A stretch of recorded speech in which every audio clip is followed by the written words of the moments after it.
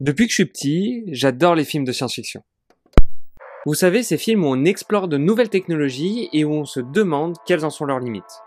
Terminator, Ex Machina, Matrix, iRobot, ces films m'ont marqué. Ils posent toute une question qui est simple, mais qui est vertigineuse.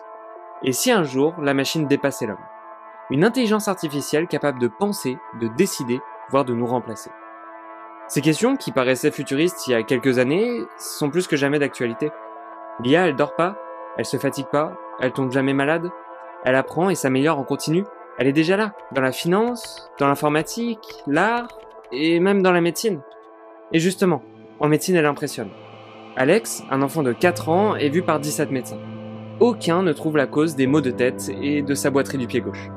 Sa mère, épuisée, tape ses symptômes sur ChatGPT. Le diagnostic proposé? Une spina bifida occulta, une anomalie de la colonne vertébrale extrêmement rare. Ce diagnostic a été par la suite confirmé par des médecins. Face à ça, une question s'impose. Si l'intelligence artificielle devient plus rapide, plus précise, plus fiable, il restera quoi aux médecins humains?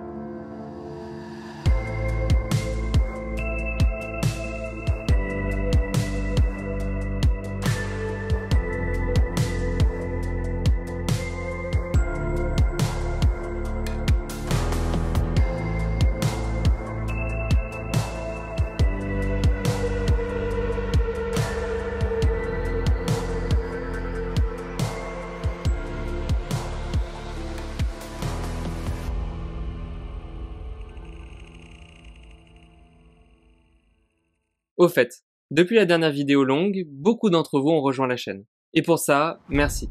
Quand vous vous abonnez, likez et commentez, ça m'encourage et m'aide énormément à développer la chaîne, à trouver des sujets toujours plus intéressants et à vous partager ma passion.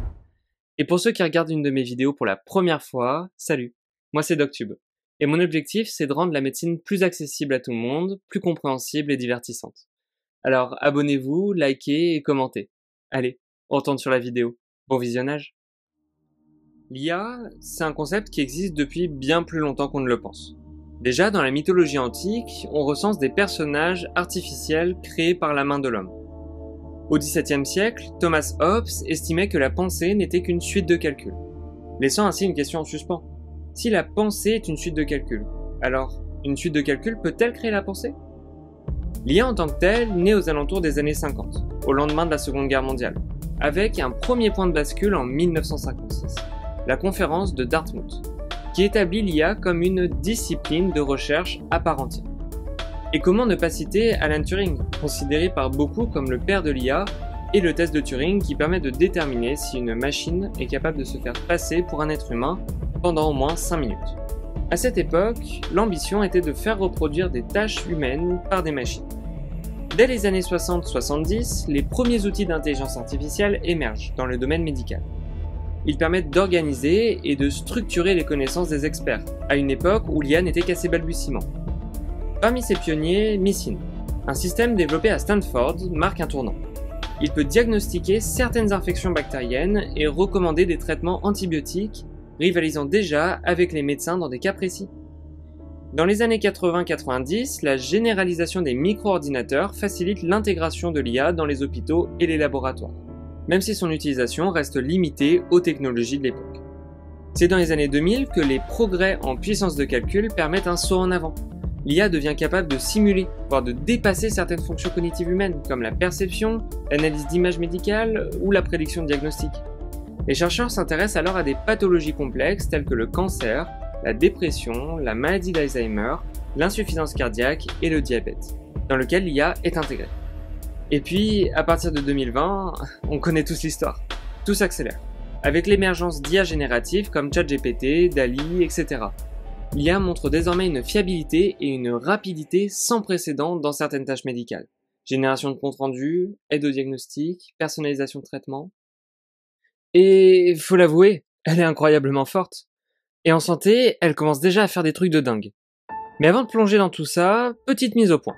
L'IA, c'est quoi exactement? Promis, je vais pas rentrer dans des détails de calcul ultra compliqués, l'objectif c'est juste de mieux comprendre ce que c'est. C'est une forme d'intelligence mécanisée, et encore.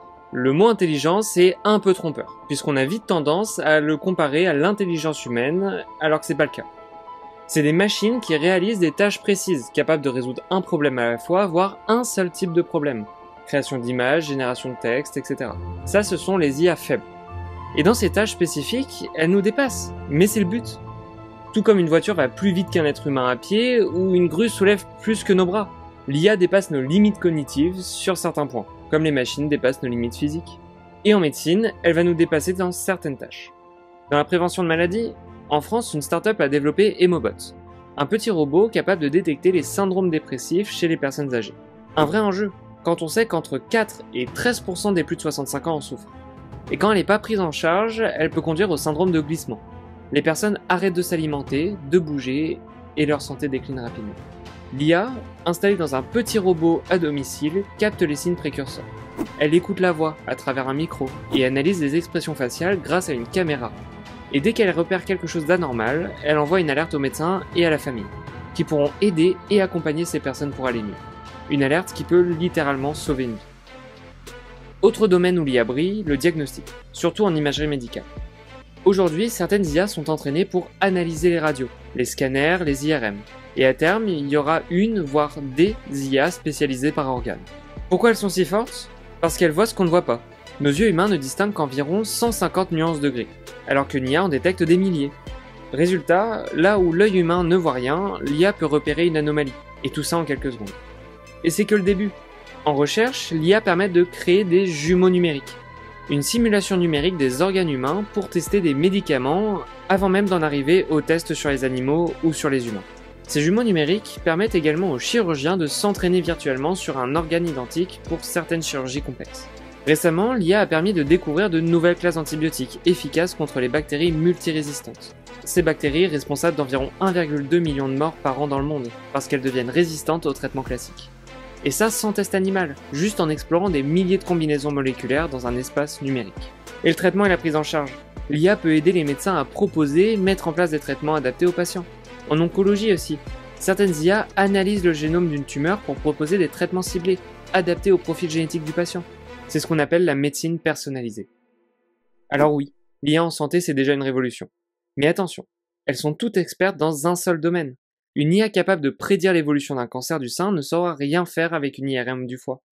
Une IA qui découvre de nouvelles molécules ne vous dira rien si vous avez une fracture. Ce sont des outils spécialisés, pas des surhumains omniscients. On se croirait dans un épisode de Black Mirror. Ce moment où tout semble parfait. La technologie miraculeuse et où tout le monde est encore un peu trop naïf. Mais on sent que ça va mal finir. Parce que si l'IA en santé peut faire des choses incroyables, il y a aussi une pente descendante. Et on va la descendre ensemble. D'abord, le risque qu'on connaît tous à travers les films et les débats autour de l'IA aujourd'hui, c'est la réplication et l'adaptation autonome. Genre une IA superhumaine globale, toute puissante et autonome qui refuse d'être éteinte et avec des intentions imprévisibles. Certains chercheurs, y compris ceux qui créent ces technologies, s'inquiètent de ce potentiel-là. Et puis, il y a les utilisations malveillantes ou militaires. Imaginons une IA conçue non pas pour sauver des vies, mais pour en détruire, avec comme but de nuire à d'autres pays, d'autres peuples. Deuxième problème, le coût énergétique, qui est gigantesque. Le cerveau consomme 30 watts, contre plusieurs centaines de mégawatts pour l'IA.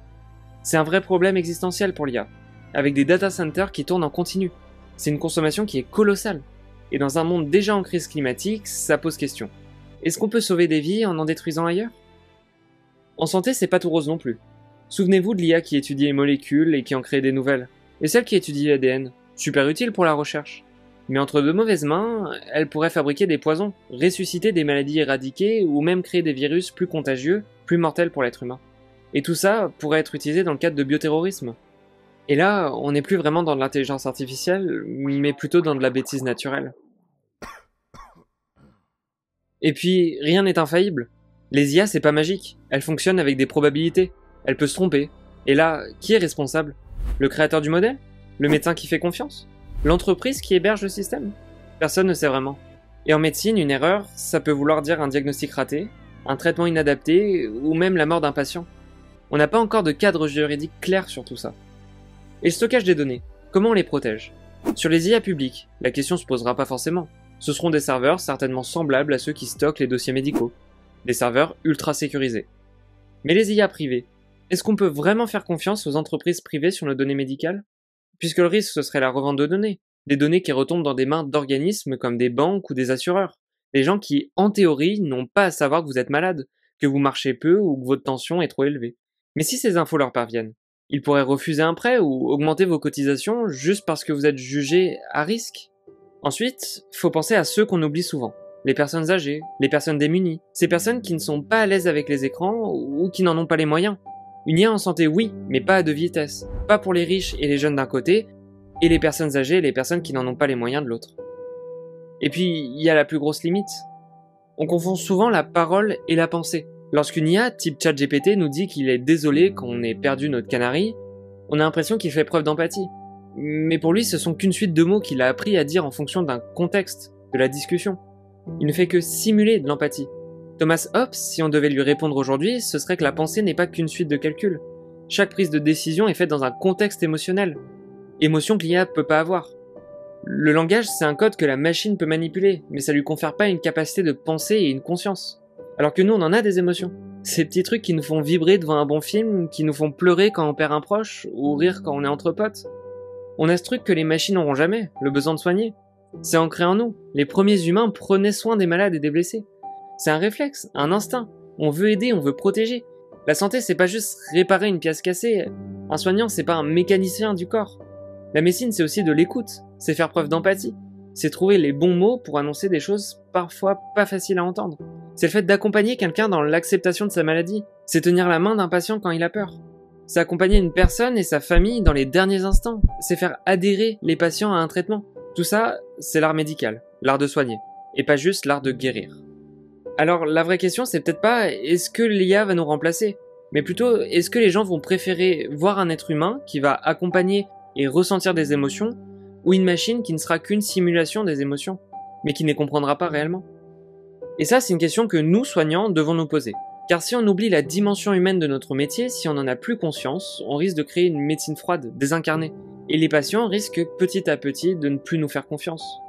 Et selon Louis Porte, la médecine, c'est une rencontre entre une conscience et une confiance. Et pour l'instant, la conscience, elle est encore humaine.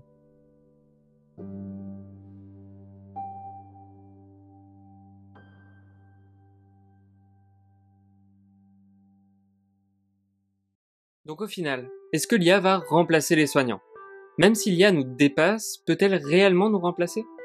En fait, l'IA ne devrait pas être vue comme un concurrent. Elle est plus proche d'un stéthoscope 2.0, un outil incroyablement puissant, effectivement. Un outil qui va nous faire gagner du temps, détecter plus tôt, proposer plus vite, mais un outil, pas un soignant. Et si on veut que ce soit un outil bénéfique, il va falloir l'encadrer sérieusement. Pas pour bloquer l'innovation, pas par peur du progrès, mais pour poser les bonnes limites. Éviter les dérives comme le bioterrorisme ou la création de molécules toxiques, sécuriser les données de santé car elles ne doivent jamais devenir des produits à vendre, établir clairement qui est responsable en cas d'erreur, et surtout garantir que l'humain reste aux commandes. Et il faut le faire maintenant, parce que l'IA n'évolue pas à la vitesse d'un humain, elle évolue à la vitesse de la technologie, elle apprend, elle s'améliore, elle s'étend chaque jour. Mais c'est pas impossible, on l'a déjà fait, on a su dire non au clonage humain, tracer des lignes rouges, alors pourquoi pas avec l'IA ? Ce qu'il nous faut, c'est une vision éthique claire, des lois internationales et surtout une vigilance permanente. C'est un chantier urgent, et c'est un chantier politique. La sécurité de l'IA en santé doit devenir une priorité des gouvernements, des institutions de santé et des professions médicales. Parce que si l'IA est un outil, c'est à nous, humains, de décider comment on l'utilise.